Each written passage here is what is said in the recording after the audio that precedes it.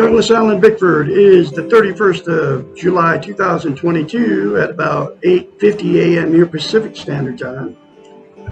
Broadcasting live out of my 105-year-old house here in Klamath Falls, Oregon, which is my hometown. I am on Facebook and YouTube for absolutely one reason. That's to teach you how to have a healthy mind. I am a self-taught psychiatrist, therapist, counselor. The reason that is, I have thousands of hours of study of how the mind functions, how the brain works. I specialize in emotional, sexual, and physical abuse. And the reason that is because I'm a victim of it. It's devastating what it does to us. But there's billions, I said B with a B, B with a billions, on all over the planet that have been emotionally, sexually, or physically abused. Seriously, folks, it's that bad. So, I discovered a way to heal myself, okay, and get a healthy mind. And now I'm teaching you how to get it. And you can call me at 458-232-5238 to schedule your 1-hour therapy sessions 4 times a month, free of charge, except for you'll have to buy one thing, and that'll be this book right here, Portable Therapist. And then you'll have to get honest with me and accept me as your therapist. But you can call me 458-232-5238 to schedule that appointment. Anyway, so the only way to attain a healthy mind is to attain and maintain a thing called self-esteem, and that's out of this book right here. Her name is Dr. Susanna McMahon. She wrote this book, Portable Therapist, 30 years ago, folks. It was published in 1992, and every lesson in it talks about how we've been trained and taught not to have a healthy mind, not to have self-esteem, self-confidence, self-worth, self-love. What self-esteem is, it's how you feel about yourself inside. It's also known as self-confidence, self-love, self-worth. You can think of self-esteem as this way. We've all been in romantic relationships. You know how you have that good feeling when you first meet that person? Bragging to all your family and friends, your soulmates, you know, it's your last love, you're going to die together. What self-esteem is? That good feeling towards yourself. Okay. Dr. Susanna McMahon, who is 73, lives in Madrid, Texas with her husband. Is a therapist, a psychiatrist, a counselor for many years out of her life. Knew that her clients that would hire her and pay her big bucks to do it, to hire her, to fix her unhealthy mind, knew they didn't have self-esteem because nobody was teaching it way back when, right? I mean, talking 30 years ago, folks. And so she had to come up with a way to be able to tell her clients to do to themselves so they could give themselves self-esteem. Nobody can give you self-esteem for you except for you. And in order to fix their unhealthy minds, or help them fix their unhealthy minds, she knew she had to get them to give themselves self-esteem. So here's that very simple concept. It's called mirror therapy. She's the originator of mirror therapy. You look at yourself in the mirror and say 4 things. I love you. I love my inner child. I'm worthy to be loved. I'm worthy to love. I am full of goodness. Those 4 things to yourself in the mirror, daily without fail, will give you self-esteem on steroids. I mean, initially when you do it the very first time, you say that to yourself in the mirror, you're going to get it. But to maintain that self-esteem, it's like lifting weights. If you stop lifting weights and you stop, you have to start all over. Self-esteem is the exact same thing for the brain. And so you have to practice it daily. You have to say that to yourself daily. And trust me, it's a lot easier than lifting weights. So you have to say it for the rest of your life. It'll take you less than 10 seconds. I love Douglas Allen Bickford. I love my inner child. I'm worthy to be loved. I'm worthy to love. I am full of goodness. Instead of criticizing yourself. Here's why she came up with mirror therapy and why it's so powerful. We cannot lie to ourselves in the mirror. It's a psychological event that happens in your brain. You can't look dead straight in your eyes and say something you don't believe. Okay? So, that's why you can very easily criticize yourself in front of the mirror. We all do, especially when we get older, whether you think it or say it, because that's what you believe about yourself. It comes from all your training. It comes from the television. Not comes from all the social media. They don't want us to feel good about ourselves for whatever reason. Anyway, so you can't say good things to yourself in the mirror. And those 4 things to yourself in the mirror are very good things to say to yourself, because you don't believe it and you can't lie to yourself in the mirror. So, the very first time you say it to yourself in the mirror, folks, you'll have to force yourself to do it. It'll seem very strange and awkward, but say it beyond that feeling. The more you say it, the more you feel it, and the more you believe it. The reason it is self-esteem is the most important thing that you can have as a human being. And here's why that is. We cannot be content without it. What content means is you feel good about how, where, and what you are. You also feel, it's also known as internal peace. There are 11 things that people are using to try to be content. They are Facebook, all the social media, Facebook, YouTube, Instagram, TikTok, the list goes on and on, right? Drugs, alcohol, sex, food, television, gambling, religion, material possessions, people, or money. Those 11 things are known as externals. They're outside of yourself. They can leave you at any moment. They will make you feel content, good, temporarily, but that good feeling always goes away. It's never permanent. The absolute only way to feel good about yourself permanently and get internal peace is to say 4 things to yourself in the mirror daily for the rest of your life. And like I said, it'll take you less than 10 seconds, folks.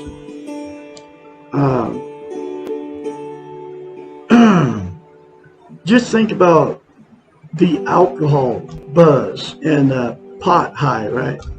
That good feeling always goes away, so you always have to use more to make this same good feeling. And the other 9 things are exactly the same thing. A like on Facebook, okay? A like on TikTok. I don't know how they do that either.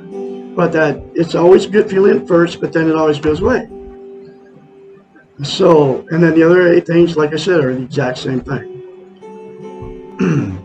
The other reason it's so vital as a human being to attain and maintain self-esteem, we can't love without it. You can't love without it, and you can't be loved without it. So what happens is, 2 people with no self-esteem will attract each other. And then after you get together with no self-esteem, after the good feeling goes away, whether you marry him or don't marry him, all the everyday stuff starts happening, then you see the reality of that person, then you get tired of each other. So then that's when the fights and the arguments start. The drug use, the alcohol use, the going to bars, picking up strange people to have sex with,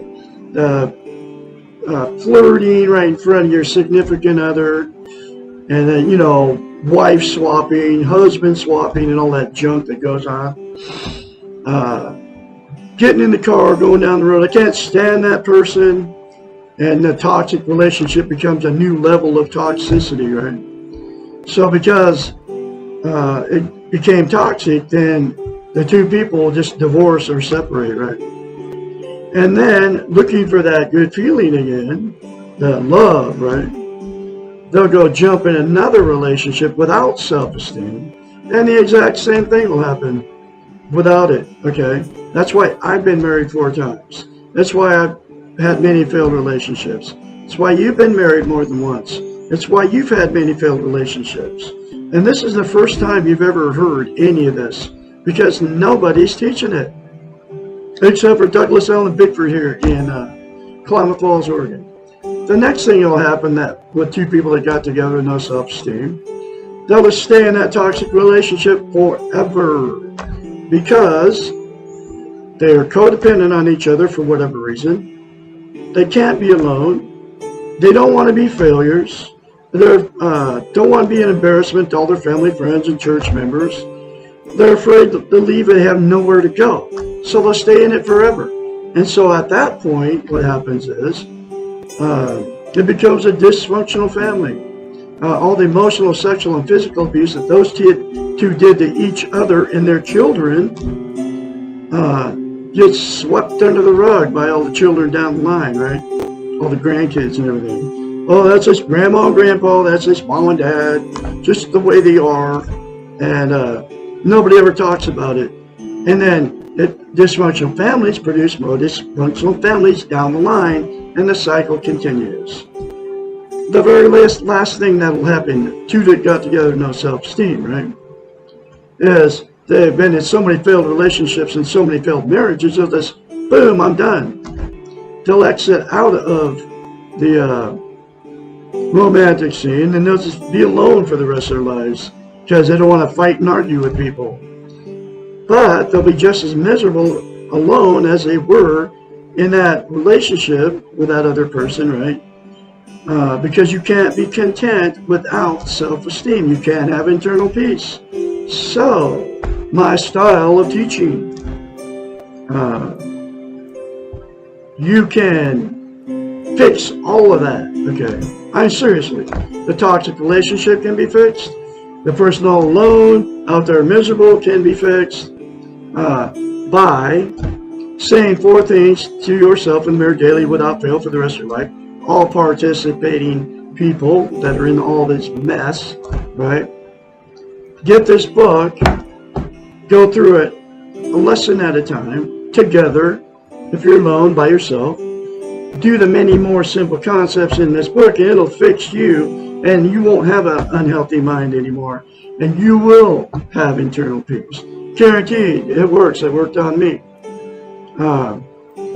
And if you're in a toxic relationship and the other person don't want to change, it'll give you the strength and courage to get out of it and quit being abused. Because once you attain and maintain self-esteem, you won't let anybody abuse you anymore. It doesn't matter who it is. I had to, like, just get out of my own children, right? I can't be hanging around them. They don't make me feel good about myself. They're always complaining and they're all dysfunctional, right? Using drugs and alcohol and all that stuff to make themselves feel better. So I won't be around people that do any of that stuff. I don't have to be. It's better to be alone than be in a toxic relationship. I don't care if it's a romantic one or not. Anyway, so that's all the stuff that will happen with two that got together with no self-esteem. And like I said, the cure, the fix, is to do exactly what I said. So I'm going through this book one lesson at a time. Here's that next lesson.